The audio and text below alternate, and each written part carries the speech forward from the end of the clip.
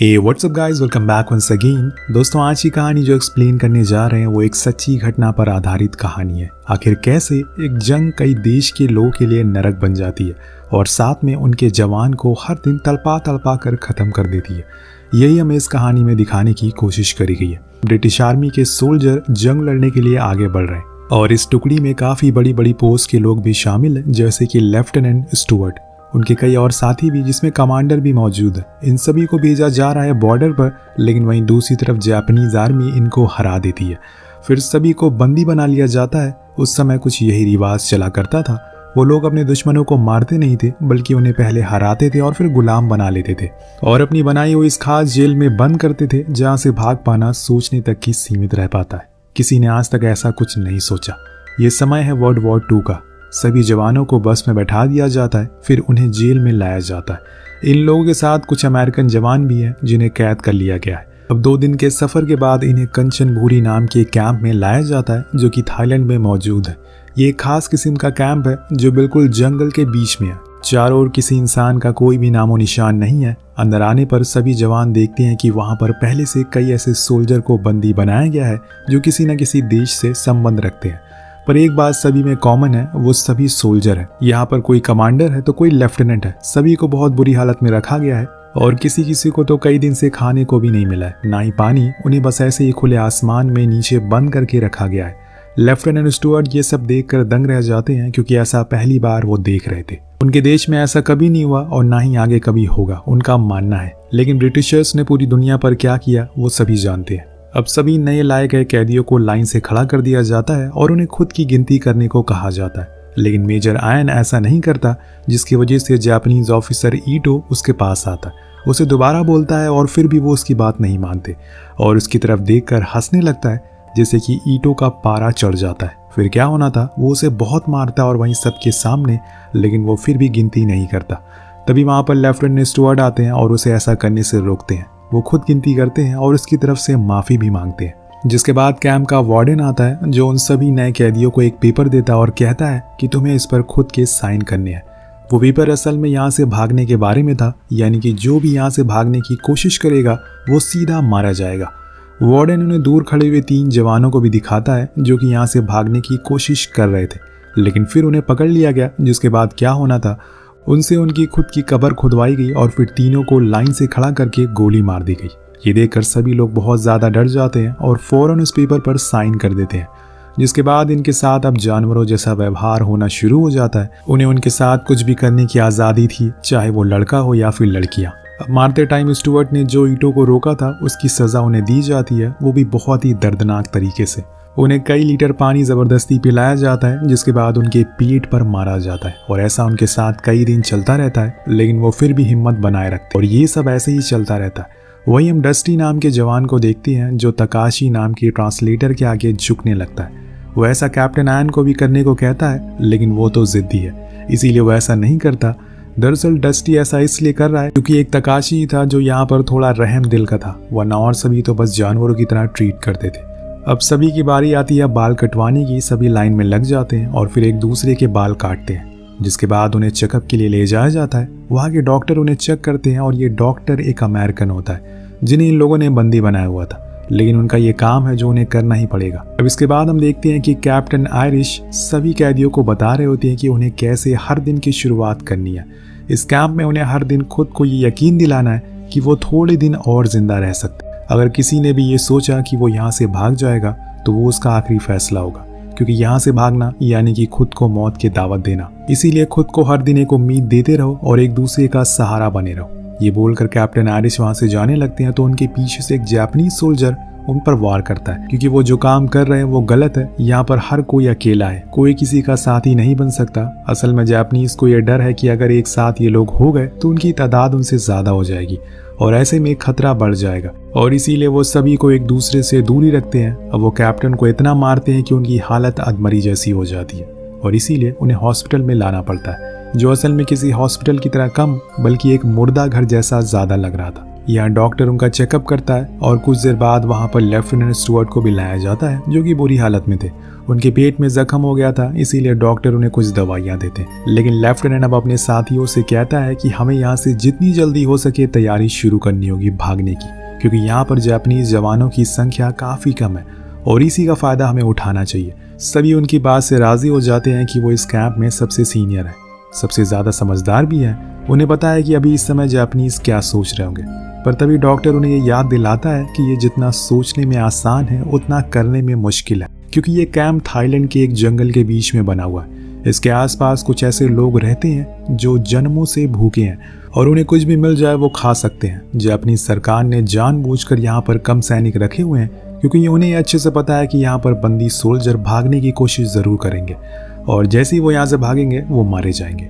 इसीलिए तुम लोग जो कुछ भी सोचना दिमाग लगाकर सोचना। यह हम देख पाते हैं कि कुछ कैदी आपस में ही लड़ाई करने लगते हैं, जिसमें एक ब्रिटिश सैनिक भी होता है। पर ये सब दूर खड़े जापानीज सोल्जर देख रहे थे, उन्हें कुछ भी फर्क नहीं पड़ता। लेकिन इतनी सारी बुराइयों के बावजूद एक अच्छी बात थी यहाँ पर, जो कि यहाँ के कैद हुए जवानों के लिए थी। उन्हें अपने भगवान को पूजने के लिए एक जगह दी गई थी, वहाँ जाकर वो उन्हें याद कर सकते हैं, पर उसके आगे जाने पर उन्हें मौत का सामना करना पड़ेगा।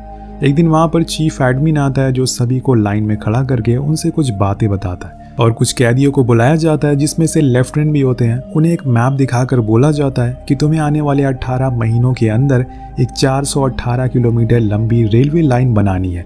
अगर समय के अंदर ये काम हो गया तो तुम्हें इनाम भी मिलेगा, लेकिन अगर एक भी दिन ज़्यादा हुआ तो हर दिन कोई ना कोई कैदी मारा जाएगा। अब ये बात लेफ्टिनेंट को पसंद नहीं आती। वो कहता है कि हमारे लोगों को पिछले कई दिनों से खाना तक नहीं मिला है, कई तो बीमार पड़े हैं, पहले तो उन्हें कुछ खाना दो फिर बात बनेगी। और ये बोलकर वो उस पेपर को चीफ की तरफ फेंक देता है, जो कि एक अपमान के तौर पर देखा जाता है। जिसके बाद होना क्या था, जापानीज उन्हें शूट कर देते हैं और उनकी वही मौके पर मौत हो जाती है। जब बाहर खड़े हुए लोगों को इस बारे में पता चलता है कि लेफ्टिनेंट की मौत हो चुकी है, वो बहुत ज़्यादा गुस्से में आ जाते हैं और अंदर आने की कोशिश करते हैं, लेकिन उन्हें अंदर आने दिया नहीं जाता। कुछ देर बाद स्टुअर्ट की बॉडी को बाहर लाया जाता है और वो लोग उन्हें बहुत ही सम्मान के साथ दफना देते हैं, उन्हें एक आखिरी विदाई देते हैं। वहाँ के लोगों के लिए लेफ्टिनेंट के प्रति बहुत ही इज्जत थी, इसीलिए सभी लोग मायूस हो जाते हैं। ऐसा लग रहा था कि उनकी उम्मीद टूट गई है। अब यहाँ पर कैप्टन आयन जो भागने का प्लान बनाया था वो भी कैंसिल कर देते हैं और जो भी जापानीज सोल्जर कहते हैं वो उन्हें मानने के लिए राजी हो जाते हैं, जिससे कि अमेरिकन कैप्टन को लगता है कि वो उन्हें धोखा दे रहा है, इसीलिए वो उनका साथ छोड़कर जाने लगा है। पर बीच में उन्हें कैप्टन आयरिश रोकते हैं और बात को संभालने की कोशिश करते हैं, लेकिन कोई फायदा नहीं होता। बात और बिगड़ चुकी थी और इसीलिए वो दोनों अलग अलग हो जाते हैं। वहीं दूसरी तरफ हम देखते हैं कि रेलवे लाइन के काम को अब शुरू कर दिया गया है। उन्हें कैसे भी करके इस काम को 18 महीनों में पूरा करना होगा, वरना इसका अंजाम क्या होगा ये आप अच्छे से जानते हैं। अब सभी सोल्जर काम शुरू कर देते हैं। वो धीरे धीरे करके आगे बढ़ रहे थे, चाहे बारिश हो या फिर कड़कती धूप, सभी से जानवरों की तरह काम करवाया जाता है। किसी को भी किसी तरह का कोई भोजन नहीं दिया जाता। जितना भी खाना आता है वो कुछ ही सेकंड में खत्म हो जाता है, क्योंकि कैदियों की संख्या बहुत ही ज्यादा थी और ऐसे में किसी को भी पेट भर खाना नहीं मिलता था। इसी वजह से कई लोग बीमार पड़ने लगते हैं और कई सोल्जर की भी मौत भी हो जाती है। धीरे धीरे करके इनकी तादाद कम होने लगी थी, पर किसी भी जापानीज को कोई फर्क नहीं पड़ता। उन्हें कैसे भी करके इस लाइन को बनाना है ताकि वो भारत पर हमला कर सके। जी आपने सही सुना, इंडिया पर। इस रेलवे लाइन को वो अपने सामानों को इधर से उधर भेजने के लिए बना रहे हैं, ताकि वो जल्दी से सामानों को अदला बदली कर सके। ऐसे ही करते करते इन्होंने लगभग 47 दिन काम कर लिया है और इसमें इन्होंने 134 किलोमीटर की लाइन को बना लिया है। इसी दौरान कैप्टन आयरिश की तबीयत बहुत खराब हो जाती है, लेकिन अगर इस बारे में जापानीज को पता चला तो वो किसी भी तरह की कोई भी सहानुभूति नहीं दिखाएंगे। इसीलिए मेजर आयन और एक और साथी उन्हें लेकर एक झोपड़ी में रख देते हैं, जहाँ पर असल में लाशों का ढेर लगा हुआ था। हर दिन जितने भी कैदी मर रहे थे उन्हें यहाँ पर लाकर छोड़ दिया जाता था, क्योंकि अगर इन्हें हर दिन दफनाने लगेंगे तो इससे वक्त ज़ाया होगा, जो कि जापानीज नहीं चाहते। अब डस्की को जब पता चलता है कि आयरिश की तबीयत बहुत ख़राब है, तो वो अपने काम के साथ उनकी भी देखभाल करता है। वो हर दिन उन्हें छुप छुप कर मिलने आया करता है। अपने काम खत्म होने के बाद जो कुछ भी उसे खाने को दिया जाता था वो उसमें से आधा हिस्सा कर लेता था और आधे को आयरिश को खिला दिया करता था। और ऐसे ही काफ़ी दिन चलता रहता है। वो उसकी मदद करने की हर कोशिश करता है बिना जापानीज को खबर लगे। जब कैप्टन की तबीयत ठीक हो जाती है तो उसे कुछ दिन बाद डस्की की हालत खराब हो जाती है, तो वो उसे मिलने के लिए आता और उसे अपने हाथों से खाना खिलाता। उसे बताता है कि वो एक क्लास शुरू कर रहा है जिसमें मैं कुछ चीज़ों के बारे में बताऊंगा, तुम जब ठीक हो जाओगे तो वहाँ ज़रूर आना। डस्की वादा करता है और फिर आयरिश उस क्लास को शुरू कर देते हैं। ये क्लास असल में उसी मुर्दा घर में हो रही थी जहाँ पर कई लाशों का अंबार लगा हुआ था। दरअसल इस क्लास को इस वजह से शुरू किया गया था क्योंकि आयरिस नहीं चाहते थे कि सभी सोल्जर का ध्यान एक ही तरफ लगा रहे। वो चाहते हैं कि हर सोल्जर जो यहाँ पर कैदी है वो कुछ पढ़े लिखे और अपने ध्यान पढ़ाई में भी लगाए, जिससे कि वो डिप्रेस नहीं होगा। इसीलिए आज का टॉपिक है व्हाट इज जस्टिस। उधर 143 किलोमीटर की लाइन का काम पूरा हो चुका है। अब काम दिन के साथ साथ रात में भी होने लगा है, इसीलिए सभी को दुगनी मेहनत करनी पड़ती है। एक दिन कैप्टन आयरिस के पास मेजर रॉजर अपने एक साथी को लेकर आते हैं जो उन्हें बताते हैं कि ये फॉक्सवर्थ है, हमारे लीडर, लेकिन इन्होंने आज खुदकुशी करने की कोशिश करी, इसीलिए मैं चाहता हूँ कि आप इन्हें अपनी क्लास में ज्वाइन करें। और फिर अगले दिन से वो भी उनके साथ पढ़ने लगते हैं। अब धीरे धीरे करके उनकी संख्या बढ़ रही थी। आयरिश अब दिन में भी क्लास शुरू कर देते हैं और सभी लोग यहाँ पर कैदी हैं, लेकिन यहाँ कुछ देर के लिए वो उन सभी चीज़ों को भूल जाते हैं, अपनी मुसीबतों को, अपने मन को एक नई जगह पर लगाते हैं। अब एक दिन कैप्टन आयरिश को पता चलता है कि मेजर आयन अपने लोगों के साथ यहाँ से भागने का प्लान बना रहा है, इसीलिए वो उसे मिलने के लिए जाते हैं और उसे समझाते हैं कि तुम ये सब छोड़ दो, ऐसा मत करो। तुम्हें क्या लगता है कि जंगल के बाहर निकल जाने से तुम बच जाओगे? भूलो मत, तुम जापान में हो और तुम्हें इस पूरी जापानीज रेजिमेंट से लड़ना होगा, जिनकी संख्या लाखों में है और उनसे जीत पाना नामुमकिन है। लेकिन मेजर आयन को आयरिश की बात सही नहीं लगती और ऊपर से वो एक अमेरिकन भी है, इसीलिए वो सोचता है कि उसके भाग जाने के प्लान से वो देखकर जेलस हो रहा है, इसीलिए वो ऐसा कह रहे हैं। और तभी वो आधी रात को जाकर एक जापानीज सैनिक को उन क्लासेस के बारे में बता देता है, जिसके बाद क्या था, वो उन सभी को पकड़ लेते हैं और इसके बाद उन पर बहुत अत्याचार किए जाते हैं। उन्हें बहुत मारा पीटा जाता है, लेकिन किसी को इस बारे में कोई खबर नहीं थी कि ये सब असल में आयन ने किया है। और आयन ने ये सब इसलिए किया था ताकि वो सैनिकों का भरोसा जीत सके। उसे यकीन था कि आगे जाकर वो उसकी इस काम के लिए कुछ मदद जरूर करेंगे। देखते हैं आगे क्या होता है। उधर रेलवे का काम जोरों शोरों से चल रहा था। सभी कैदी एक दूसरे की मदद करते हैं और ऐसे काम आसान हो जाता है। यहाँ जापानीज कैदियों की मेहनत देखकर काफी खुश होते हैं क्योंकि रेलवे लाइन का काम समय से 6 महीने पहले ही पूरा हो गया था। उन्होंने 450 किलोमीटर की लाइन बनाकर तैयार कर दिया था, जिसकी वजह से उन्हें तोहफे भी दिए जाते हैं। जैसे कि चीफ ने वादा किया था, उन्हें कुछ किताबें दी जाती है। अब उन्हें थोड़ी वहाँ पर छूट भी मिल चुकी थी। सभी अब खुले में क्लासेस लेने लग गए थे। कुछ लोग ड्रामा भी प्ले करते थे और उन्हें इतनी आज़ादी तो मिल चुकी थी। यहाँ गट्सी और कैप्टन आयरिश को भी छोड़ दिया जाता है। एक दिन इन्हें खाने में रात में मीट भी दिया जाता है, जिससे सभी बहुत खुश होते हैं। कुछ दिन बाद चीफ आते हैं और उसी रेलवे लाइन का उद्घाटन करते हैं। सभी कैदियों को ट्रेन की एक सैर भी कराई जाती है जो उसी लाइन पर चलती है। यहाँ पर हमें कुछ असली तस्वीरों को भी देखने को मिलता है जो उस दौर में ली गई थी। सब कुछ सही चल रहा था, लेकिन फिर एक दिन जापानीज सीनियर हेड बताते हैं कि इन लोगों को अब एक नए कैंप में शिफ्ट करवाया जाएगा। जब ये बात आयन सुनता है तो वो घबरा जाता है क्योंकि उसका एस्केप प्लान अब फेल होने वाला है। इसीलिए वो कल होने वाले ड्रामे का वेट करता है और जब सभी वहाँ पर बिजी होते हैं तो उसी समय भागने का सोचता है। जैसे ही रात होती है, सभी जापानीज और कैदी एक साथ मिलकर उस ड्रामे को देखते हैं और वहीं दूसरी तरफ उसके कुछ साथी भागने के लिए तैयार थे। वो सबसे पहले तो हथियारों के खेमे में जाते हैं जहाँ वो 2 जापानीज सैनिक को मार देते हैं और फिर बंदूक लेकर वहाँ से भागने लगते हैं। लेकिन इसमें तो गोलियां ही नहीं है क्योंकि वो तो दूसरे कमरे में रखी हुई है। और इसी बीच उन्हें हवा में कुछ ब्रिटिश प्लेन दिखाई देते। उन्हें लगता है कि अब जंग का पासा पलटने वाला है और सभी जापानीज भी उस प्लेन को देख लेते हैं और फौरन अपनी बंदूकों को लेने के लिए आते हैं। और यहाँ उन्हें अपने साथियों की लाशें दिखती है और दूसरी तरफ आयन के हाथों में बंदूक थी। जिसके बाद क्या था, अगले दिन उन सभी को लाइन में बैठा दिया जाता और सभी के सामने जो उनमें से एक कैदी था वो भागना शुरू करता है। उसे तो उसी वक्त गोली मार दी जाती है और फिर एक एक करके सभी को भी मार दिया जाता है सिवाय आयन को। उसके लिए जनरल अपनी कटारा तलवार निकालते हैं और फिर उसके गले को काटने के लिए आगे बढ़ते हैं। लेकिन इतने में वहां पर गट्सी आ जाता है और वो सभी इल्जामों को अपने सर ले लेता है, जिससे कि मेजर आयन बच जाते हैं और ये देखकर वो पूरी तरह से हिल जाते हैं। वो उन्हें रोकने की कोशिश भी करते हैं, लेकिन गट्सी को ले जाकर एक क्रॉस पर लटका दिया जाता है। उसके दोनों हाथों को उन पर गाड़ दिया जाता है और उसके इस हौसले को देखकर जापानीज भी हैरान थे कि कैसे उसने आयन के लिए अपने आप का बलिदान दे दिया। वो लोग उसे वैसे ही खुले मैदान में लटका कर छोड़ देते हैं, जिससे कि धीरे धीरे हर दिन आकर उसे चीले खाती रहती है। और ये मंजर सारे सोल्जर देख रहे थे, पर हर कोई मजबूर है। अब कुछ दिन और बीत जाते हैं और आज गट्सी की मौत हो जाती है। सबसे ज्यादा दुख आयन को था। अगर वो भागता नहीं तो उसका साथी आज जिंदा होता।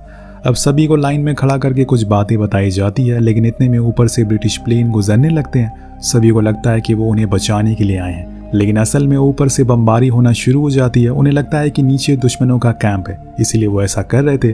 अब सभी जापानीज और कैदी दोनों ही गुटों के लोग इधर उधर भागने लगते हैं। किसी को कुछ आइडिया ही नहीं था कि वो करे तो करे क्या। कुछ जापानीज तो भाग जाते हैं इस कैंप को छोड़कर। वार्डन अपने सीनियर को कॉल लगाता है लेकिन कुछ जवाब नहीं आता। एक कैदी जो घायल हो जाता है उसे बचाने के लिए आयरिश बाहर आता है और उससे कहता है कि मैं यहाँ तक तो जिंदा था लेकिन शायद मुझे लगता है कि अब मैं जिंदा नहीं रहूंगा क्योंकि मेरी आर्मी के लोग मुझे मार देंगे। अब जापानीज आर्मी के लोग कैंप को पानी से बुझाते हैं। सब कुछ शांत होने के बाद वहां के पास वाले कैंप में एक गाड़ी आती है जिसमें कुछ घायल जापानीज होते हैं।